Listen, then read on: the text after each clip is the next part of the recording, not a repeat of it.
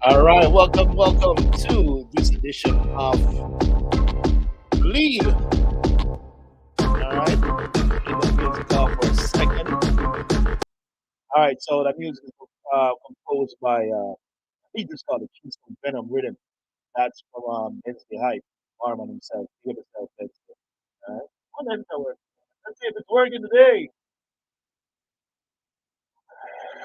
It's working today. Sometimes it don't work, so I have to make sure it works.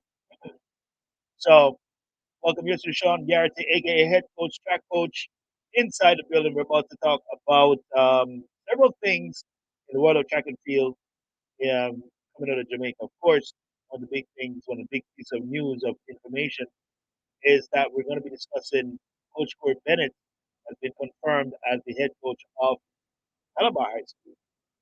One of the other things that's coming out today that we're going to be talking about is that I'll be discussing with you is the twins, the Clayton Twins from Jamaica. They have allegedly signed to go pro. All right.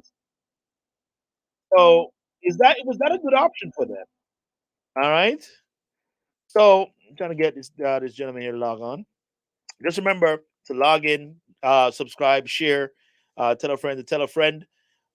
So that's one of the big things we're talking about. So back to what we're talking about tonight.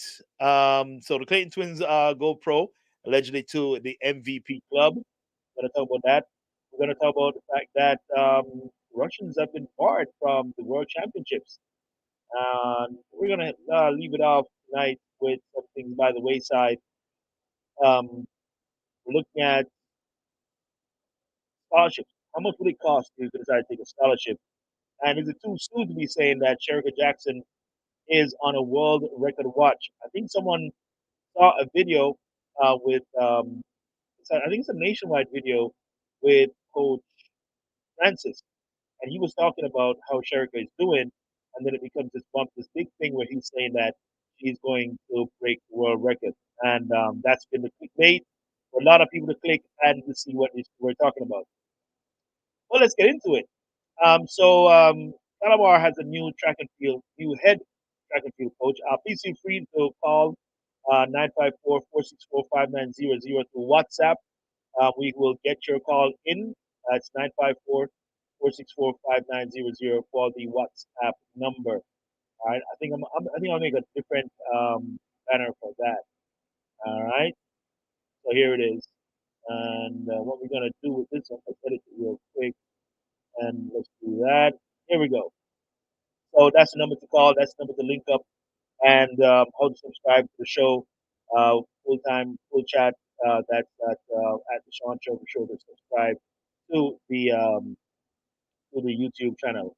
All right. So here we go. So Coach Corey Bennett has taken over the helm at Calabar High School. Remember last week I spoke to him. This was before the appointment was made formal, before it was introduced in public that he's going to be the head coach at Calabar.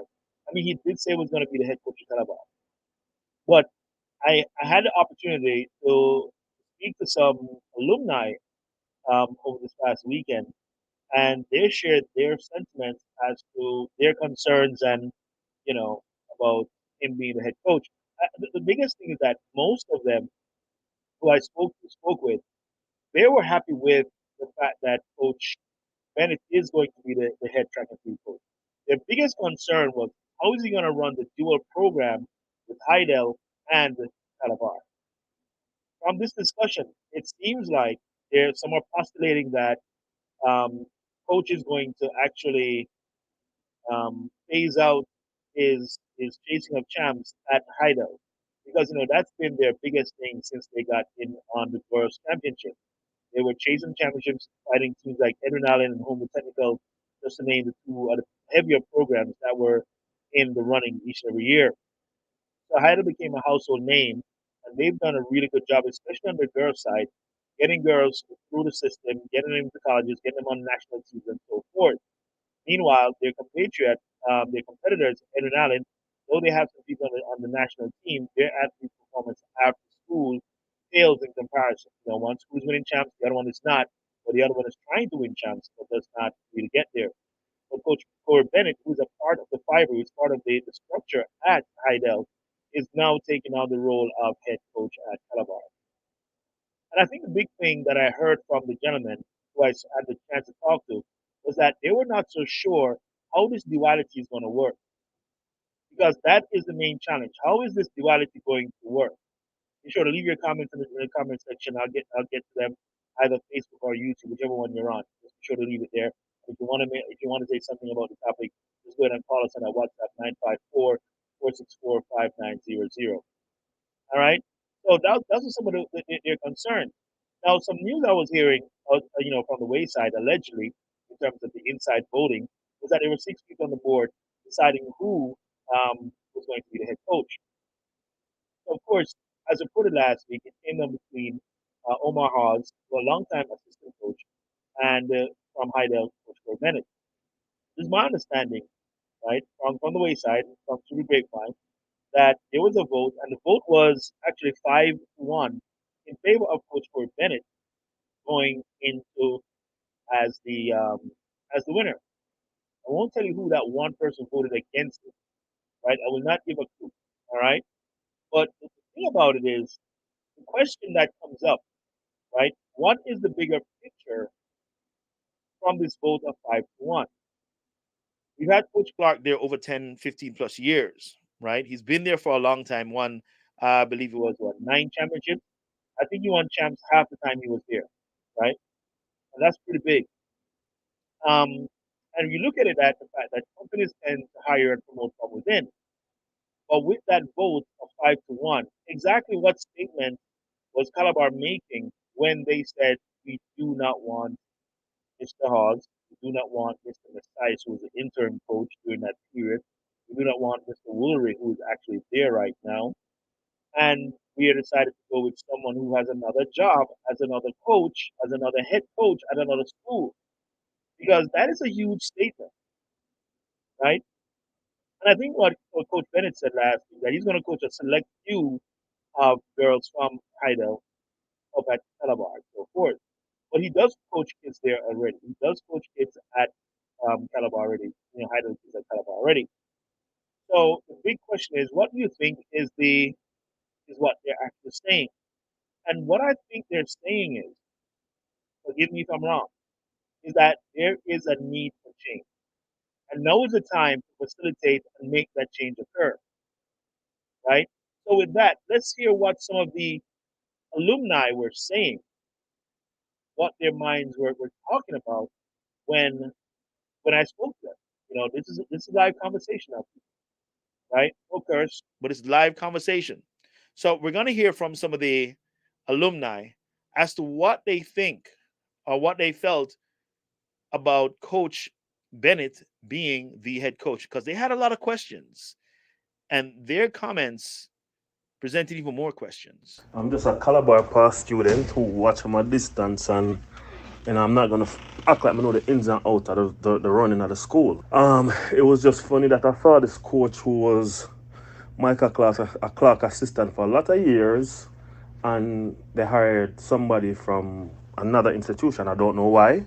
I understand that he has started a professional track club. So I don't know if that was a concern or they felt like that would have been interference. But, my preference would have been Omar Hawes. Again, that's just from the outside looking in. Based on talking to other old boys, Hawes never want to step up. and accept the responsibility. But he applied for the job. I don't know about that. I Okay. talk to other old boys, and that is the feedback that I get. You understand? And they were kind of disappointed. You understand? Because he never wanted to step up. You understand? And not because a man may be coaching, but a lot of coaches, they don't want to accept responsibility. They're good working on the system. You understand? So that I think is one of the reasons why Never step it up. they never give him the job. That's my opinion again. But I don't see Haas as nothing more than an assistant. I tell you that. Me, you know that. When I get it long time, I wouldn't bother which interview. They would have never need to interview nobody else. You know, see, Mr. Remember Mr. Clear? You remember Mr. Clear of this era. Nothing more. So about Corey now. Yeah, man. If he can't deal with Hydel, I don't know what's his arrangement in terms of him relinquishing his job at Hydel. But if him going to commit to Calabar, best candidate to me. Right. So do you have it? So we went from ideas of, mentioning that Hawes did not want the job. But I don't know who's telling the truth at this point. If Hawes wanted the job or not want the job, if he didn't want the job, why was his name mentioned as part of the coaches who stepped up in and put their applications in for the job? Why did that happen? Right? We got to look into that. Okay. So again, you can hit me up on WhatsApp at 954-464-5900. All right. So that is the big question. What is it about Hawes that he did not want to keep Hawes? Was it? It can't be his coaching skills because we've seen what he's done as a coach on the track. It was his management skills that were in question because the role of the head coach is really a very significant, top-heavy managerial post that you have to wear many hats. You have to delegate, lead, and do all these things while being like a psychologist to everybody around you, right? It did not Hawes fit that bill. And with Coach Corey Bennett, how is he able to do all those things, right? One other thing that this gentleman said was that Hawes was seen as the Mr. Clear of today. Some of you may or may not know of Coach Wade Clear. He was there back in the 90s, right, under Coach McKinley. So is it that he's just going to work in the system as the second to last person pointed out, that maybe he just works well within his system? So those are some of the questions that have to be answered regarding coach's appointment to the post. Because it's ridiculous. It's kind of crazy that you reach on the outside to bring someone else in. And I think that's what is concerning to some people. But the general consensus is he is the best person for the job. Just maybe not the right situation, the right scenario, being that he's still heavy in the dealings at Hydel. But remember, it's okay to have a day job, right? If he's a vice president of a school, if he works as a principal at another school, if he works as the first at another school, the accountant, whatever it is, whatever job you have there, that's fine to have a 9 to 5. But the concern is what happens when you converge at a meet. Who is he going to be with? Who is he going to give the time to? But biggest thing that I heard from the boys is how much support will Bennett get from the extended community and especially the Old Boys Association? Because if you know, Calabar's history is very deep with the Old Boys. They really reach down deep. Those Old Boys reach down deep and want to be a part of that program in so many different ways. Some want to be there financially. Some want to be there in spirit. Some want to be there as mentors to some of these young boys. So everybody wants to play a role at some level. But with his appointment, even though he's the best person according to the entrance, will his split time, body, and soul between Hydel and Calabar create an issue for the input from some of those alumni. And he did mention last week in his conversation with me that he wouldn't mind having Daniel England as part of his program, or that he would serve as he would serve some purpose with the program. I'm not saying he's giving Daniel a job, but he's not shunning his input. All right.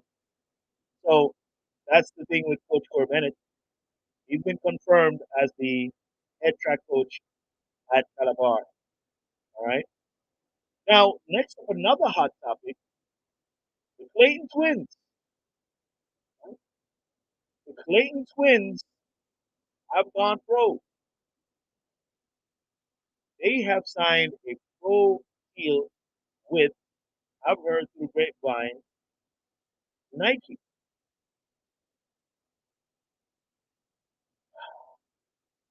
I've got lots of feelings on this one. I've got lots of vibe on this one. I've got a lot to say about this one. I'm not going to be here too late today, all right?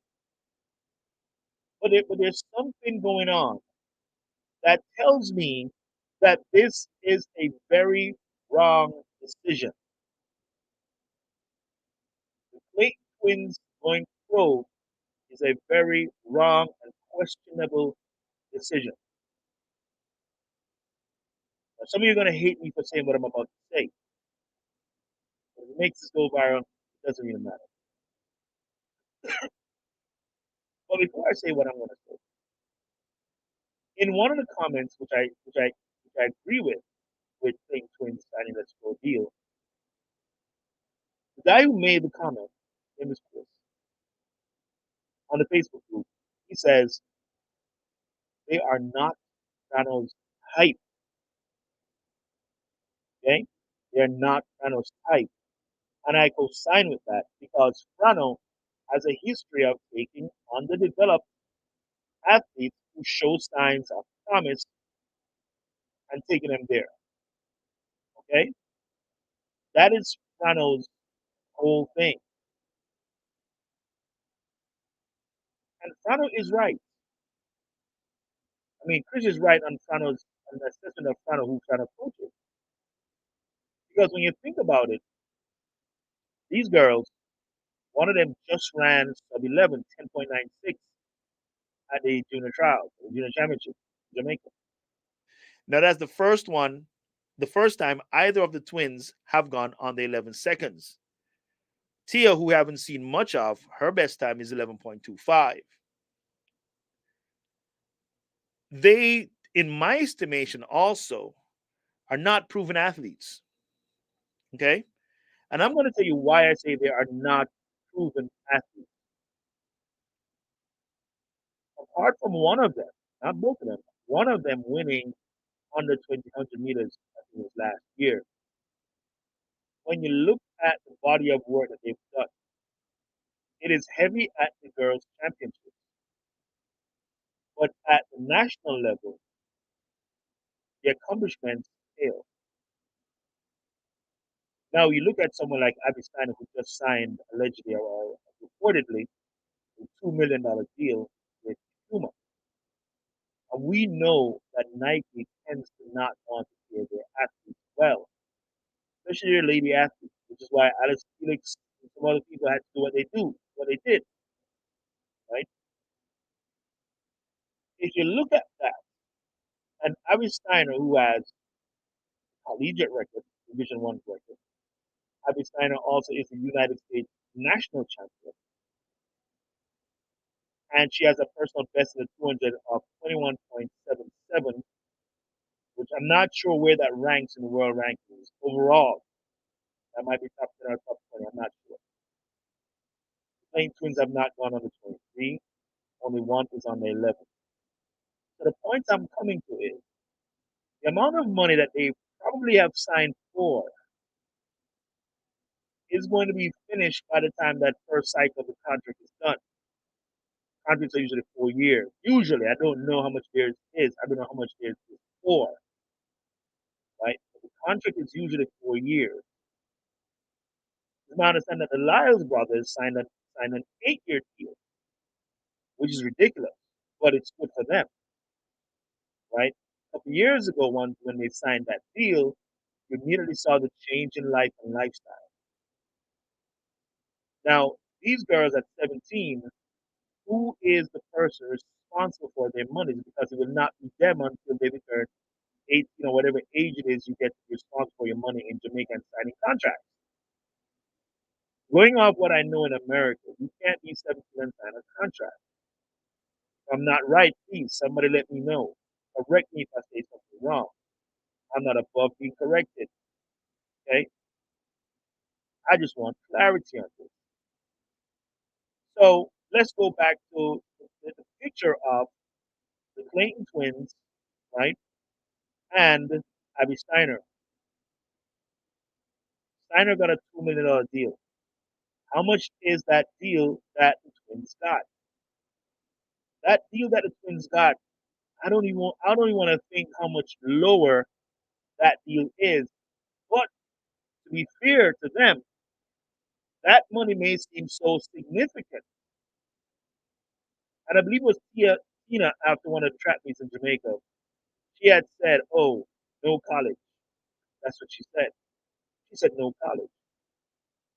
So my question is now, is this really the correct time for these two young ladies who, in my estimation, are unproven talents? They have shown promise, but to me, that is just one thing. They're not proven talents. So here's two arguments why they want the twins, or why they think it's a good decision by the twins to go pro. Yes, excited about their prospects. And I know largely the decision was made bearing their family situation and cost benefit analysis, injury scare or fears that could be damaging to careers down the line. They could encompass a lot of that or all of that during their college careers while not maximizing their earnings. So I think it's a good move for the twins. Whether or not they are academically inclined, they can always study in between their professional career or after. And you know how life is now these days. Success is not determined from the education or the college that you went. It's just the decision that you make and how you educate yourself, especially in this worldwide free information web. So I think it's a good move. Damien, them are here.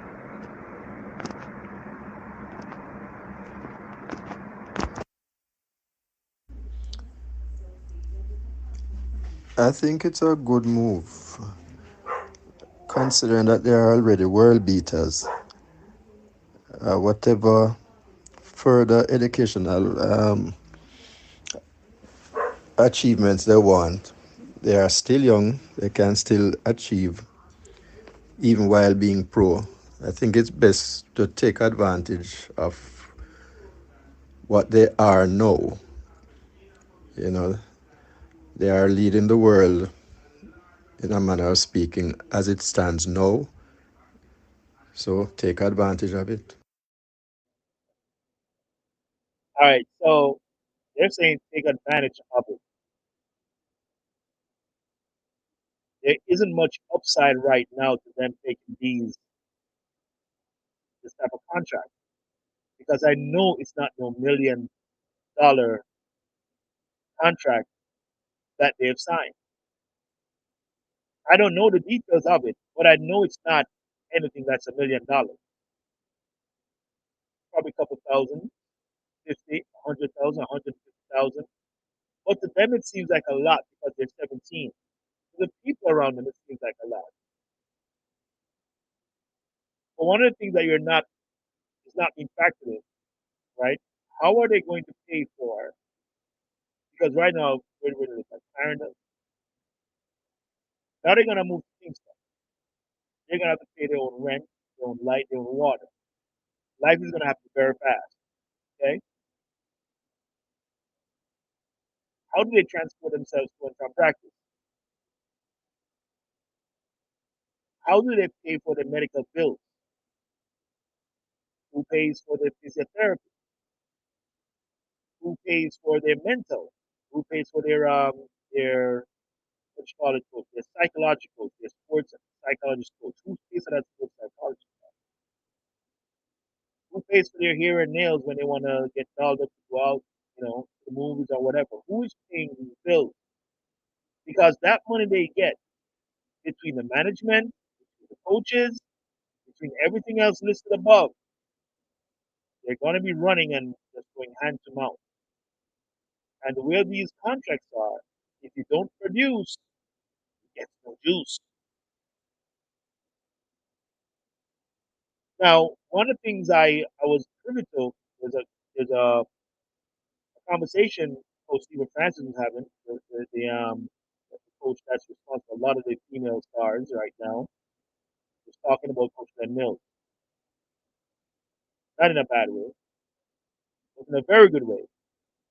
And what he says is that, which is very true, a lot of people saw what Coach Mills did with Usain Bolt and Johan Blake, who stayed in Jamaica. And they have a kid or two that runs a fairly fast time in high school. And now they think they could replicate what Coach Mills did with Bolt and Blake. But these coaches are not realizing and accepting the fact, or even looking in the history book, that Coach Mills has been coaching for 40 plus years. Coach Mills didn't start coaching in 2010. Coach Mills has been coaching for a very long time. The high school coaches who are encouraging their athletes to stay in Jamaica with them to train and try to build themselves up, they're in the wrong for that. And I think this is where these Edwin Island girls have been caught up in their own hype. To the point they said no college. And I believe that there's not much upside to them right now because they run pretty well in terms of their form and the strength that I see, the power that I see them run with. There isn't much upside. So for me, for them going to Coach Francis, whose model is I'm going to take someone who has never ran track, like he did with this other girl I saw at the trials. She didn't make it to the team still.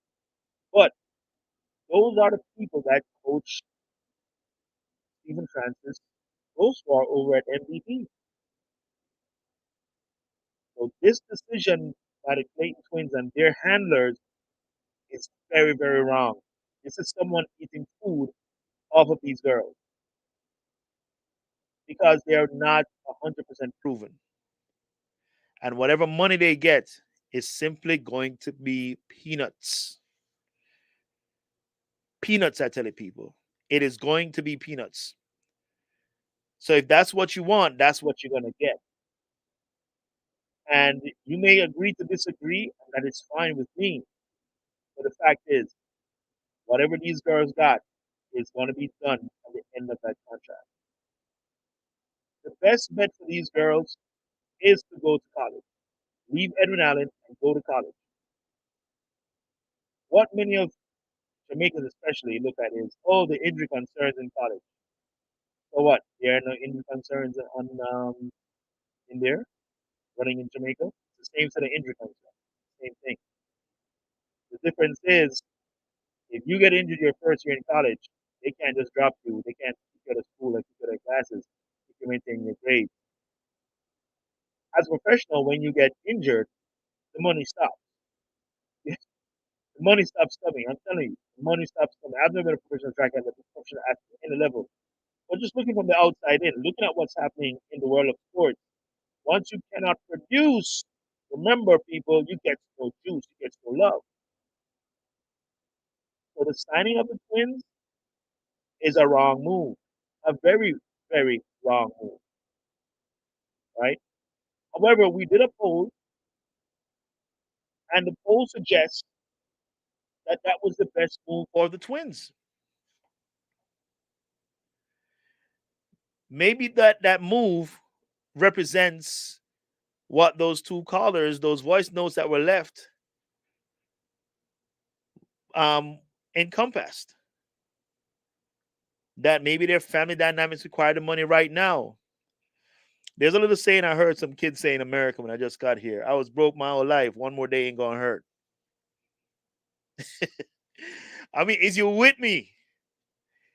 If you're being this broke right now, right? Being broke 2 more days or 2 more years ain't gonna break you anymore. You're not broke no more, right? If you're on that YouTube, go ahead and hit the subscribe button. Let's get my subscribers. I'm really trying to get to 100 subscribers. Yes, I have like very few people. New channels, the struggles. Struggle is real. Maybe I got to buy some from Turkey. But listen, man, listen to me, family. If you did broke the last 15, 17 years of your life, 2 more years now gonna kill you. That me I make you know. So when them go on a pro and stay at Jamaica, you have closed the window of opportunity so much. Some of you don't see it. That is the truth about taking this route so very soon. The other problem I have with the Twins going pro is that Jamaica is top heavy in the women's sprint at this point. They're not transitioning as the new set of sprinters. They're going into a dogfight. Real talk. They're going into a dogfight. It's not a transition. They're going into a dogfight. And there's some other girls who are right behind them who are going to want a spot as well. And they're coming. So with this level of unproven talent, with one word title between the two of them, one time on the 11 seconds, no one on the 23 seconds of the 200, I can't see the upside in how much money they're getting. To me, whoever signed that deal is just there to make money. Agree to disagree, but please subscribe. Appreciate that very much. If you want to say something, give us a call inside at the WhatsApp line 954-464-5900. All right? Got to do that, man. So, I've got a few more things to touch on before I get up out of here. Um, the last one I'm going to touch on is scholarship. But Russian athletes have been barred from the World Championships. Any major championship, as a matter of fact, they've been barred from them. But there is a ban on Russian. There was a ban on Russian athletes due to drugs, but that ban has now been extended because of the war in Ukraine. They have 73 athletes, right? They have 73 athletes who were cleared and allowed to participate in certain neutral meets. I mean, they compete in certain meets as neutral athletes, but nothing major. No Olympics. They didn't compete in the last Olympics, and they're not going to be competing in this World Champs. Not sure how long that will last, but we hope the athletes will get back to what they love. And the end is we are not me. Nope, nope, nope, nope, nope, nope, nope. Then a Jamaican, no. That puts down that this is an actual fight.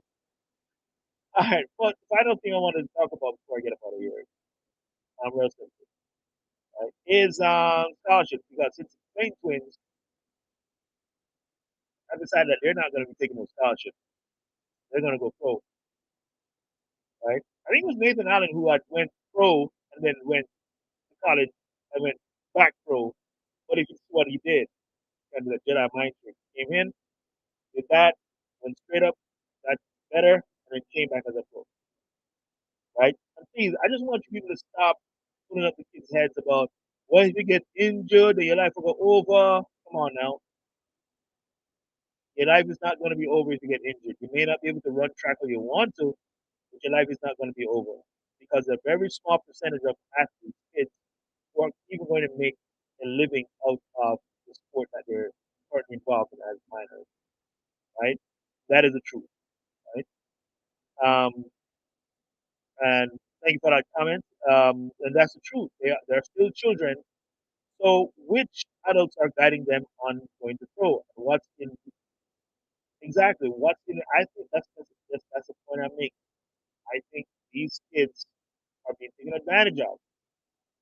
One, the money isn't good enough. Two, they can't sign for it. Who's going to manage the ebb and flow of that money? Who's going to do that? So these kids, unfortunately, they have fallen into the traps, right? That's what I call it. They've fallen into the traps of this professional lifestyle. I'm sorry that it happened to them. I wish them all the best. Um, yeah, it just is what it is. So appreciate that. Um, let's go here now to this situation that we have um, regarding the scholarships. Okay, so you get a scholarship. You decide to go to school in America. You decide to go to the NCAA. All right. Oh, let's get it. That one's not working. All right, let's go on.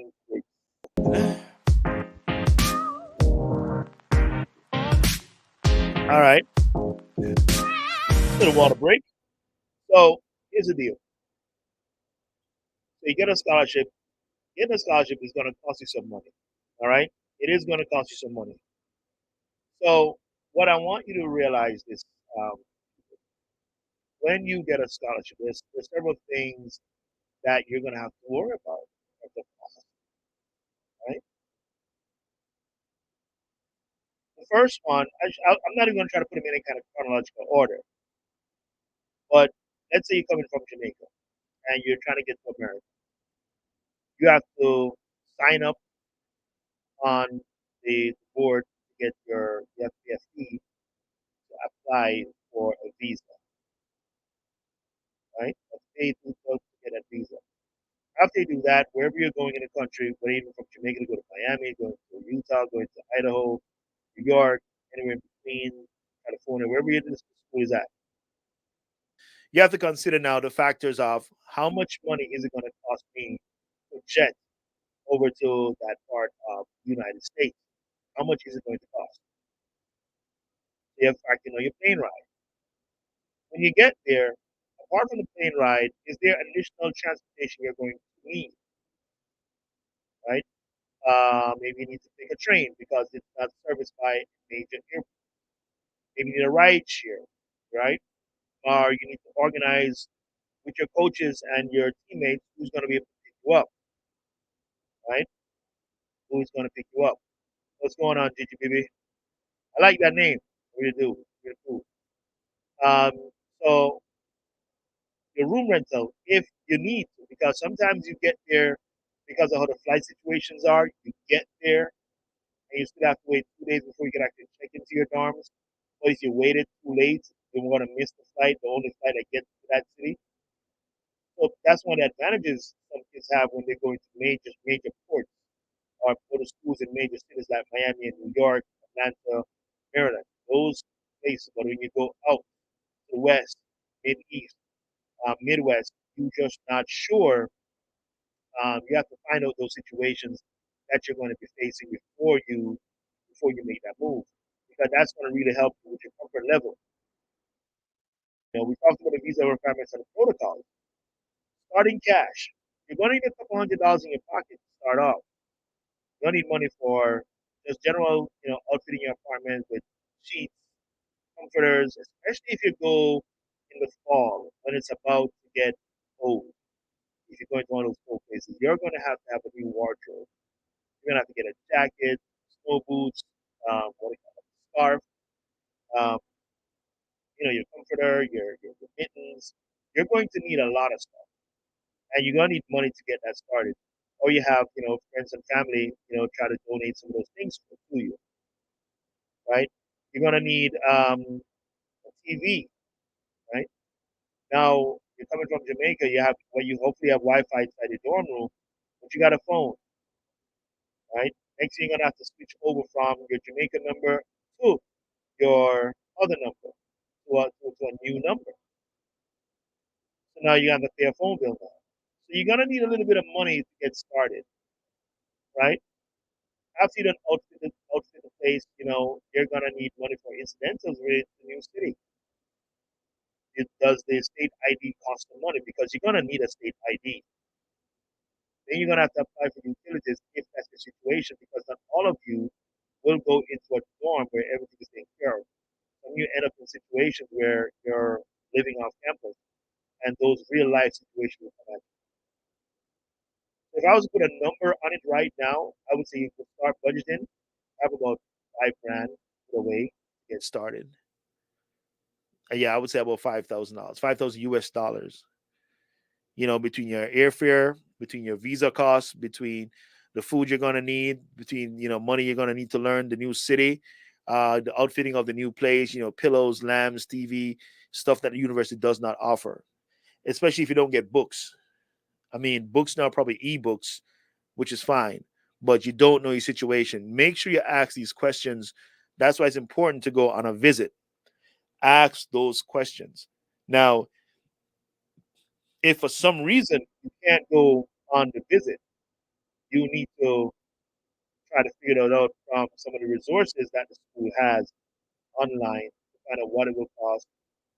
If you know someone who lives in the city, maybe a past student from your high school, a friend of yours has gone to that school or is in that school about to graduate, then you want to, speak with them and find out exactly, some of the things you have to look out for. They'll look out for you, man. When I went from school to school, from FIU to LIU, there was a lot of help. There was a lot of people who were around me to assist me with the transition. So you always got to look into those things, right? You always got to look into those things. So you get the scholarship, yes, and they're going to pay for your schooling, whatever it is the terms that was discussed with you, your schooling, your per diem, and so forth. And sometimes your per diem comes late. All right, we just had a young man who that happened to. His per diem came late. So he needed money to eat. Then he also needed a place to stay. So he was staying on the couch of his roommate, of his teammate, I should say. But then once his money came, he was able to apply, get an apartment, so forth, so forth. So you have to have some money put down to make those moves when those moves start happening. All right. So just remember, it's a great opportunity. It's a great experience. Watching some of the kids that I mentor move from their freshman year to now some of their sophomore and junior years, already to graduate, if not graduated already, just to see the level of maturity and the discipline that they're using right now, applying some of the things we try to teach them, and just making better decisions right now. So that's a beautiful thing. So congratulations to those kids, and for those who are going to be coming up behind them, we look forward to you as well, making that transition very well. So just remember, factor in those things when it comes to getting a scholarship. It's going to cost a little bit of money, so don't wait until the last minute. Try to start your own fund. Try to start asking people around you to support you. Hey, I'm looking to go to college next year. Some of the schools are interested. One is in this state, one is in that state, and so forth and so forth. And start doing your research as how much you're going to probably need to go away.